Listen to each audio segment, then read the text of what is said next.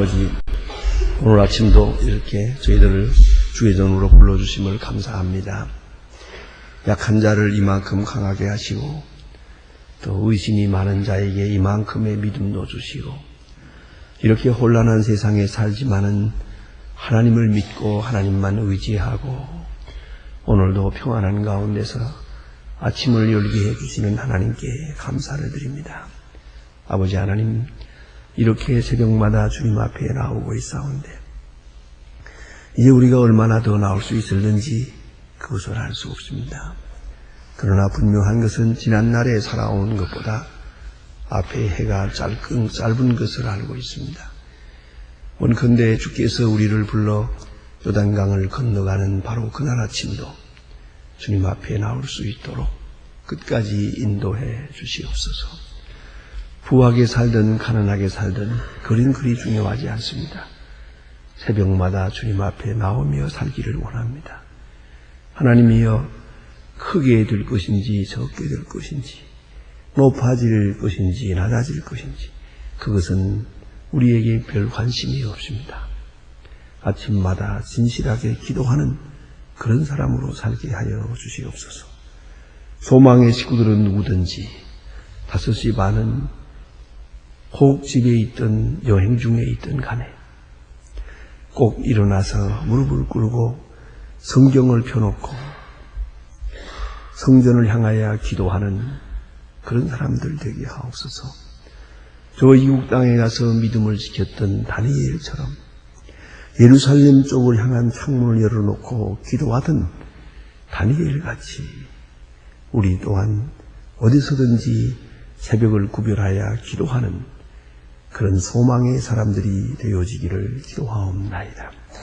자비하신 주여, 기도하면서 깨닫는 대로, 기도하면서 영감을 얻은 대로 하루를 살게 하여 주시옵소서. 비록 세상에 사나 세상에 빠지지 않고 물질과 함께 사나 물질의 노예가 되지 않고 많은 사람 앞에서 칭찬도 듣고 또 때로는 욕도 당하고 또 존경도 받고 멸시도 받습니다. 그러나 어떤 경우에든지 다만 주님만을 바라보면서 흔들림 없이 믿음의 사람으로 살아가게 도와주시기를 바랍니다. 합동하여 선을 이룰 것을 알고 미래는 주의 손에 있음을 알고 이 모든 일이 있어야 할 것이 있는 줄을 알고 늘 감사하며 살게 하여 주시옵소서. 오늘도 하나님의 말씀을 바로 듣고 바로 전하게 하시고 이 말씀을 듣는 사람마다 구원을 받게 하소서. 방송을 통해 이 같은 시간에 지금 듣고 있습니다. 그 듣는 모든 사람들, 특별히 지하에서 생명을 걸고 이 말씀을 듣고 있는 주님의 사람들에게 큰 은총을 더하시고 모두가 듣고 모두가 은혜 안에 새로워지며 구원을 받게 하여 주시옵소서. 특별히 주님께서 함께 하사 말씀과 진리로 충만한 교회가 되게 하시고 사랑과 은혜가 충만케 하옵소서. 특별히 이 나라를 돌보시고 은총을 더하시고 대통령에게 밝은 총명과 지혜를 살려 하나님 앞에 구하며 이 절박한 현실을 바로 직시하고 주님의 손에 강하게 붙들려 쓰여지는 주의 아들이 되게 하여 주시옵소서. 그도 새벽에 무릎을 꿇고 기도하는 사람 되게 하시고 이 민족의 고난을 마음에 두고 아파할 수 있는 그런 하나님의 사람이 되게 하여 주시옵소서. 주여, 온 국민이 하나 되게 하시고 서로 존경하며 신뢰하게 하시며 주의 평화가 정착되기도 하며 공의가 하수같이 흐르게 되게 하시고 온 국민이 어려운 난국을 함께 아파하고 함께 동참하고 서로 도우면서 밝은 미래를 세워갈 수 있게 하옵소서. 주여, 기회만 있으면 이 땅을 떠나려고 하는 사람들의 마음을 붙들어 주시고 이 땅을 바로잡고 이 민족을 바로 세울 수 있는 그러한 육군들로 그러한 밑거름으로 살아가고자 하는 새 마음들을 주시기를 기도합니다. 하나님 아버지, 오늘도 저 북녘 땅의 은총을 도와시고 가난과 억압과 고통과 굶주림에서 건져 주시옵소서. 우리가 저들을 위해서 오늘 해야 할 일이 무엇이겠습니까? 저희 교회의 소중한 일을 여러 가지 맡겨주소서하오니 지난날에도 감당했지만 오늘도 내일도 잘 감당케 하소서. 과학기술대학을 세우는 일이나 고아 500명을 양육하는 모든 일이 주 은혜 안에서 잘 지속되게 하시고 아름답고 귀한 결실을 유종의 미를 거두어가게 하여 주시옵소서. 이로써 사랑으로 미움을 이기고 복음으로 이되어 오르기를 물리치는 큰 역사가 있고 빛으로 어두움을 이기는 역사를 보게 하여 주시옵소서. 하나님 아버지, 오늘도 해외에 있든지 여행 중에 있는 사람들, 군문에 나가 있는 젊은이들이나 유학생들, 공부하는 학생들과 특별히 수험생들 하나하나 다 돌보시고 기도하며 공부하고 말씀을 읽고 공부하게 하옵소서. 주 안에 굳게 서는 주의 사람들로 양육되게 하옵소서.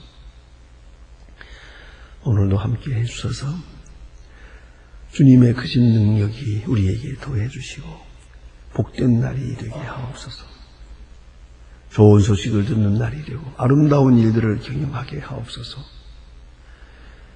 병중에 있는 자와 슬픔을 당한 가정들, 여러 가지 시험을 당한 가정에 큰 위로를 더하여 주시옵소서. 지금 주 안에서 모이고 있는 대한예수교 장로의 총회가 은혜 안에 잘 진행됨으로써 이로써 온 교회가 크게 같은 은혜를 얻을 수, 힘입을 수 있게 하여 주시옵소서. 이 하루의 모든 생활을 주께 위탁하오며 주 예수 그리스도의 이름으로 기도드립니다. 아멘. 하나님의 말씀은 계속해서 읽어봅니다. 오늘도 사도행전 21장 37절부터 보겠습니다. 어제에 이어서 사도행전 21장 37절로부터 22장 11절까지 이렇게 이어지겠습니다. 사도행전 21장 37절로 22장 11절까지 지금 다 같이 37절부터 시작합니다. 바울을 데리고 영문으로 들어가려 할 때에 그 바울이 천부장들어 이르되 내가 당신들의 말할 수 있느뇨? 가로되 네가 헬라 말을 아느냐? 그러면 네가 이전에 난을 피고 4,000 가객을 거느리고 광야로 가던 애굽인이 아니냐? 너희 가로되 나는 소읍이 아닌 갈릴리아 다소에서 시민이니 정컨대 백성에게 말하기를 허락하라 하니 전부장이 허락하거늘 바울이 청대 위에 서서 저희 손짓하여 크게 조용한 후에 히브리 방언으로 말하여 가라되 보다나더라 지금 내 앞에서 변하는 말을 들으라 하더라. 저희가 이 히브리 방언으로 말함을 듣고 더욱 조용한지 이어 가라되 나는 히브리 길리기아 다소에서 났고 이 성에서 자라 가므니엘과에서 너희 율법이 엄하고 한 교훈을 받고 오늘 너희들에게 사람처럼 하나님께 대하여 열심히 있는 자라. 내가 이 돌을 핍박하여 사람들을 죽이기를까지 하고 남녀를 결박하여 옥에 넘기오늘 이는 내 사상과 모든 장로들이 내 증인이라. 또 내가 너희에게 다메섹 중재들에게 가는 공문을 받아가지고 거기서 있는 사람들을 결박하여 예루살렘으로 형벌을 받게 하려고 하더니 가는 곳에 다메섹에 가까이 갔을 때에 오정쯤 되어 보련히 하늘에서 큰 빛이 나서 들려 비추며 내가 방을 엎드려 듣니 소리가 있어 가라되 사울아 사울아 네가 왜 나를 핍박하느냐 하시고 내가 대답하되 주여 유신이니까 하니 가라사대 나는 네가 핍박하는 나사렛 예수라 하시더라. 나와 함께 있는 사람들이 빛을 보면서도 나더러 말하는 이의 소리는 듣지 못하더라. 내가 가로되 주여 무엇을 하여야 하리? 주께서 가라사대 일어나 다메섹으로 들어가라. 정령이 너의 모든 것을 너희에게 가르쳐 주라 주리라. 나는 그 빛의 광채에 인하여 볼 수 없게 되었으므로 나와 함께 있는 사람들이 손을 끌어 다메섹으로 들어갔노라. 아멘. 여기까지 고맙습니다. 어제 아침에서 이어서 오늘 말씀드리는 것은 사도 바울은 지금 예루살렘에서 체포되었습니다. 이러한 길로 로마로 가고 싶진 않았습니다만 하나님께서는 사도 바울이 로마로 가야 할 것, 또 가고자 하는 것을 아시고 로마로 인도합니다. 그래도 로마로 사도 바울이 생각했던 대로 가지는 못합니다. 3년 후에 가게 되고 또 죄수의 몸으로 가게 됩니다. 그러나 로마는 갔습니다. 또 그는 복음 전하는 것이 목적입니다. 로마에 구경 가는 거 아닙니다. 복음 전하는 일은 크게 효과적으로 이루어졌습니다. 엄청나게 상상할 수 없을 만큼 큰 역사를 이루었습니다. 신위대 사람들에게 복음을 전함으로써 로마의 고관들 속에 깊이 복음이 스며들어가고 마침내 이 일이 점점 더 커져서 여러분 잘 아시는 대로 콘스탄틴 대제 때에 기독교 국가가 되는데 기독교의 자유를 선포하게 되는데 그때에 로마의 기독교인들이 9%밖에 없었답니다. 그러나 전 국가를 기독교 국가로 선포를 해버립니다. 이건 왜 가능했느냐 하면 왕에서부터 시작해서 왕족, 귀족들이 대부분 예수를 믿었기 때문입니다. 이걸 알아야 합니다. 그 왕족과 귀족들에게 누가 복음을 전했습니까? 그래서 바울이 감옥에 들어가 있으면서 신위대 사람들을 하나씩 만난 것이에요. 이것이 겨자씨와 같이 뿌려져서 점점 싹이 나고 확장되어서 대로마 제국을 이렇게 아주 개혁시키고 대로마 제국을 뒤집어 놓는 큰 역사를 이루게 됩니다. 그러니까 궁극 목적은 다 이루었어요. 그러나 방법은 바울이 생각했던 것은 아니었어요. 그걸 우리가 잊지 말아야 합니다. 그런 큰 역사가 이루어지기 위하여 지금 모순되게 지금 사도 바울은 예루살렘에서 체포됩니다. 하나의 죄수로, 소동죄로 소란을 일으킨 사람이라고 그런 죄로 이제 체포되게 됩니다. 그러나 유대 사람들이 고소하는 제목은 이것은 반율법적이요 성전을 더럽혔다 하는 것입니다. 성전을 더럽힌다. 그러므로 죽이겠다는 것입니다. 옛날에 성전에 군사가 있었습니다. 성전을 잘 지키기 위해서. 성전의 거룩함을 침해하는 만일에 어떤 짐승이 들어왔다고 합시다. 가차없이 죽였습니다. 만일에 이방 사람이 들어오지 못할 곳에 들어왔다고 합시다. 그것도 죽였습니다. 하나님의 거룩한 교회의 그 거룩함을 침해하는 것에 대해서 하나님께서 여지없이 다 심판해 버렸습니다. 오늘도 바울이 지금 체포되는 제목이 이방 사람을 데리고 이방 사람이 들어갈 수 없는 곳에 들어갔다는 그런 거로 성전을 더럽혔다. 그게 제목입니다. 또 그리고 각 지방에 다니면서 율법을 회방하고 모세를 배반했다. 이런 건데요. 그러나 이건 다 오해입니다. 전적으로 오해입니다. 또 모순된 얘기입니다. 그럼에도 불구하고 이 오해와 모순과 부조리, 자 이거 보세요. 이것이 이대로 사건이 되어서 바울은 죽습니다. 이렇게 로마로 끌려갑니다. 이것이 기독교요, 이것이 신앙이요, 이것이 순교입니다. 예수님이 십자가에 돌아가실 때만 해도 그렇지 않습니까? 그 제목이 얼마나 의의가 없는 일입니까? 그러나 빌라도의 손을 빌어서 예수는 그렇게 죽습니다. 의미로서는 만백성을 위하여 죽으셨지만은 현상으로 볼 때는 소란죄로 돌아가신 겁니다. 자, 이제 천부장이 바울을 인계받아서 백성 앞에서 변명할 수 있도록 기회를 줍니다. 지금 여기 천부장이 이 소란을 듣고 4,000명을 데리고 갔다 그런 말로 나오고 있습니다만은 왜 이렇게 했느냐 하면 그 옛날에 애굽 사람이 4,000명을 데리고 반란을 일으킨 일이 있었거든요. 조세포스의 말에 의하면 3만 명이라고 합니다. 그런데 로마 군이 잡으러 갔다가 못 쳤어요. 잡지 못했습니다. 그러한 과거가 있기 때문에 바로 그 사람인 줄 알고 그 광야에서 혁명을 일으켰던 그 애굽 사람인 줄 알고 반로마적인 혁명을 일으켰던 그 사람이 나타난 줄 알고 이렇게 더 소란을 뜬 겁니다. 그래서 체포해 놓고 보니 바울은 말합니다. 나는 그 사람이 아니요. 나는 유대 사람입니다. 하고 대답을 하게 되고 기회를 얻어서 자기 천명을 하게 됩니다. 그의 태도를 한번 보십니다. 사도 바울이 어떻습니까? 참 억울하게 있을 수 없는 일에 체포되고 있는 거거든요. 그러나 그는 먼저 담대했고 그 옛날 스데반처럼 천사의 얼굴을 하고 있었다고 생각됩니다. 사명을 다하는 시간입니다. 그는 미리 말했습니다. 예루살렘에서 내가 죽을는지도 모른다. 그래도 나는 예루살렘에 갈 것이다.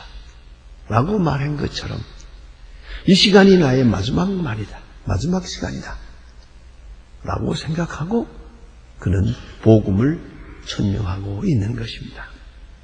항상 순간마다 시간이 마지막 시간이다 생각하고 또 최선을 다했습니다. 그리고 결과는 하나님께 맡겼습니다. 저들이 내 말을 듣든지 안 듣든지 회개를 하는 사람이 있든지 없든지 이 일로 인하여 내가 죽게 되든지 살게 되든지 그 결과에 대해서는 그대로 온전히 하나님께 위탁해 버립니다. 그리고 내가 해야 할 도리, 내가 해야 할 말, 내가 해야 할 사명만 이 시간에 다 하는 겁니다. 그 유명한 핵 백스터의 말처럼 His part and our part입니다. 우리가 할 일이 있고 하나님이 하실 일이 있습니다. 이제는 하나님께 책임을 돌립니다. 나는 할 일을 다 했습니다. 내 생명을 받으시옵소서. 내 역사도 받으시옵소서. 내 하는 일도 하나님께 맡길 뿐입니다. 하는 그런 담담한 자세입니다. 항상 마지막 시간인 것처럼 최선을 다하고 거듭거듭 생명을 하나님께 맡깁니다. 이 현상도 현재 상황도 그대로 하나님께 맡깁니다. 나는 이 부분을 내가 합니다. 남은 부분은 당신이 해주세요. 그대로 순종할 따름입니다. 하는 그런 자세로 그런 천명을 하고 있습니다. 복음을 천명합니다. 오늘 본문에 나타난 말씀은 여러분이 이미 사도행전 9장에서 잘 본 말씀입니다. 바울이 다메섹 도상에서 예수님을 만나는 그런 장면, 그 자기의 소중한 경험, 그것을 다시 여기서 얘기합니다. 저는 그런 생각을 해요. 가끔 어떤 분들, 목사님들 가운데 그런 얘기를 해요. 설교를 늘 하는데, 교인들은 자꾸 새로운 말을 해달라고 하는데, 무슨 수로 새 말을 합니까? 그래서 그게 걱정입니다. 그래서, 글쎄, 잘 모르겠지만, 예수님도 같은 말 늘 했을 것 같아. 어떤 말씀 보면, 마태복음과 누가복음과 비교해보면 조금씩 다른데, 그러나 같은 내용을 다른 장소에서 말씀한 것 같아. 사도 바울은 아마 다메섹 도상의 경험은 가는 곳마다 말했을 끼야 수백 번, 수천 번 말했을 것 같아. 안 그런가? 같은 말 하는 게 그렇게 잘못된 게 아니라고 생각합니다. 그렇게 위로의 말을 드려봅니다. 오늘 본문의 사도 바울은 다메섹 도상에서의 자기 경험을 말합니다. 이것이 핵심이요. 이게 복음의 진수이기 때문이죠. 오늘 본문 말하는 가운데 그 내용을 자세히 보면 요점이 두 가지가 있어요. 하나는 나와 당신들은 같습니다 하는 것이고요. 또 하나는 나와 당신과 다릅니다 하는 거예요. 언제나 이 점이 중요해요. 대화를 하든 뭘 하든 간에요. 나와 당신은 같다. 그게 아주 중요한 것입니다. 사도 바울이 지금 유누이 말하는 거예요. 나도 당신들처럼 살았고 교회를 핍박했고 예수 믿는 사람을 죽였고 또 죽이려고 다메섹까지 갔노라. 당신들이 나 죽이려는 거랑 마찬가지라요. 똑같은 마음이었다. 나도 똑같은 마음이었다. 예? 당신과 나는 똑같다. 그걸 강조하고 있어요. 그래서 같은 유대 사람이요, 같은 히브리 말을 하는 사람이요, 같은 히브리 전통에 살았고, 또 내가 가마니엘 문화에서 공부했고, 또 그리스도를 핍박했고, 똑같은 당신들의 지금 상태와 옛날에 내가 똑같은 사람이었다. 똑같은 사람, 지금도 같은 사람이다. 그런데 문제는 다른 것이 있어요. 내가 체험한 사건이 다른 거예요. 내가 다른 게 아니고 내가 만난 예수가 나를 다르게 만든 거예요. 그걸 말하는 거예요. 나는 아니고 내가 깨달은 것도 아니고 내가 공부한 것도 아니에요. 다만 내가 예수를 만났다는 것이 다릅니다. 그래서 내가 이렇게 이 자리에 선 겁니다. 당신들과 나는 똑같습니다. 동질이며. 그러나 나는 예수를 만났습니다. 당신들도 예수를 만나면 나와 같아질 겁니다. 아주 유명한 얘기가 있답니다. 어떤 부인이 시장 바구니를 들고 시장에 갔다가 노방 전도하는 전도자를 만났어요. 거기 앉아가지고 넋을 읽고 복음을 들었어요. 어느 사이에 그는 예수를 믿게 됐어요. 그 복음이 마음에 확 닿으면서요.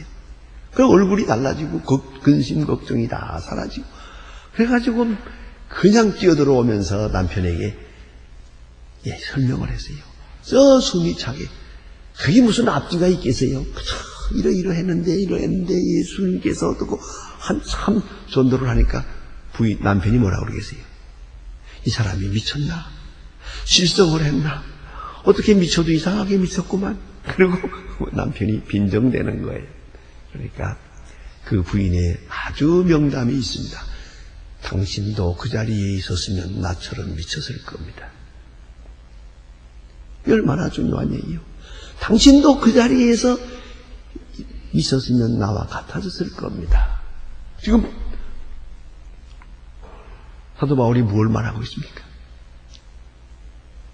당신들도 내가 만난 예수를 만나면 나처럼 된다. 복잡할 게 하나도 없어요. 내가 예수를 만나서 이렇게 된 거예요. 나사렛 예수를 만났어요. 다메섹으로 가다가 빛이 와온대. 주여 니십니까? 하고 물었더니 네가 핍박하는 나사렛 예수다. 이것은 신학적으로 굉장히 중요한 터닝 포인트를 이룬답니다. 왜냐하면 바울은 교회를 핍박했어요. 그런데 예수님은 말씀하시기를 나를 핍박한다고 해요. 좀 더 구체적으로 말하면 내가 언제 예수님을 핍박했습니까? 예수님은 대답합니다. 내 교회를 핍박하는 것이 나를 핍박하는 것이다. 내 사람을 핍박하는 것이 나를 핍박하는 것이다. 어찌하여 나를 핍박하느냐. 그래서 교회와 예수님 자신과를 아이덴티파이하고 동일시하고 있습니다. 이것을 깨닫는 거예요. 여기서부터 사도 바울이 되는 거예요. 이걸 잊지 말아야 합니다. 그래서 오정쯤 되어 그런 말까지 해요. 그 시간과 장소, 그 당시 있었던 일을 다시 낱낱이 설명합니다. 이 사건 때문에 내가 된 겁니다. 다른 말로 연장해서 말씀드리면 당신들도 예수를 만나면 나와 같이 될 것입니다. 그 예수를 당신들에게 지금 소개하고 있는 겁니다. 당신들에게 만나게 하기 위해서 말입니다. 그것이 그가 말하고 있는 거예요. 여기에 논리적인 거나 철학적인 얘기가 없습니다. 전혀 그렇게 설명하려고 하지 않습니다. 다만 체험을 말하고 있고 체험은 사건입니다. 사건은 사실입니다. 사실을 말할 뿐이요. 내가 좋다 나쁘다가 아니에요. 내 마음에 든다 안 든다가 아니에요. 납득이 가느냐 안 가느냐 그게 중요한 게 아니에요. 사실이냐 아니냐가 중요하죠. 가끔 이 사실 문제로 인해서 우리 가정에 문제되는 때가 좀 있지만요. 우리가 그런 면에서 좀 냉정하지 못할 때가 많아요. 이 젊은 사람들이 연애를 해서 저들이 결혼하겠다 그래요. 근데 부모님이 마음에 안 들어요.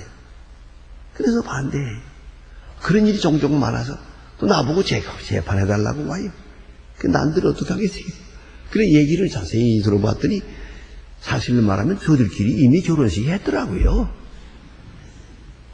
이미 물 건너 갔는데 이걸 붙들고 뭐 결혼식을 안 해주느니 해주느니 이거 참 저런 답답한 게 정말 그런 우리 교인들 와서 얘기하는 거 보면 말이 안 통해요. 그저 한 대 줘박았으면 딱 좋겠더라고.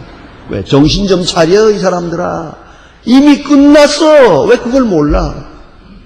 이미 끝났는데 이대로 나가면 이제 10달 후에는 당신 할아버지 돼. 알았나? 이걸 왜 몰라 이걸. 엄연히 지금 진행 중인데 사건인데 사건을 인정해야죠. 좋다 나쁘다가 아니에요. 마음에 드느냐 안 드느냐 당신 마음대로. 이 사건은 여기 있잖아요. 사실이 있잖아요. 엄연한 사실을 놓고 이제는 어떻게 받아들이느냐만 문제가 있을 뿐이지.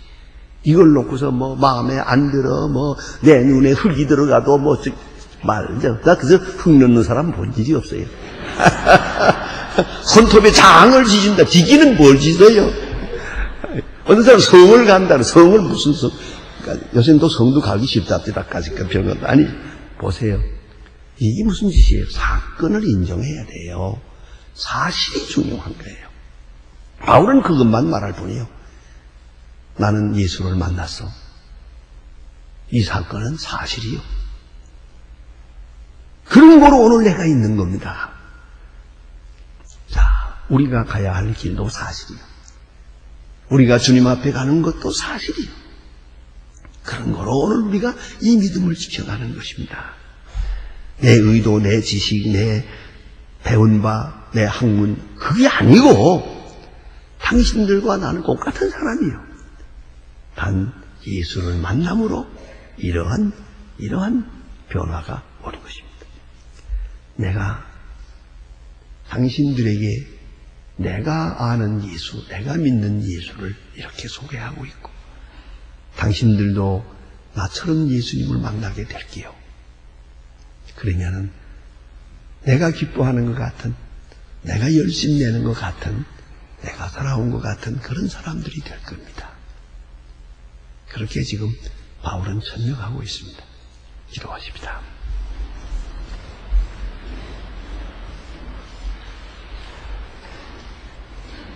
하늘에 계신 우리 아버지시여 이름이 거룩히 여김을 받으시오며 나라의 마옵소서 뜻이 하늘에서 이룬 것 같이 땅에서도 이루어지이다.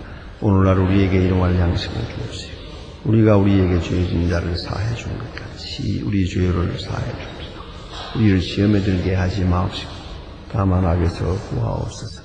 나라와 권세와 영광이 아버지께 영원히 있사옵나이다. 아멘.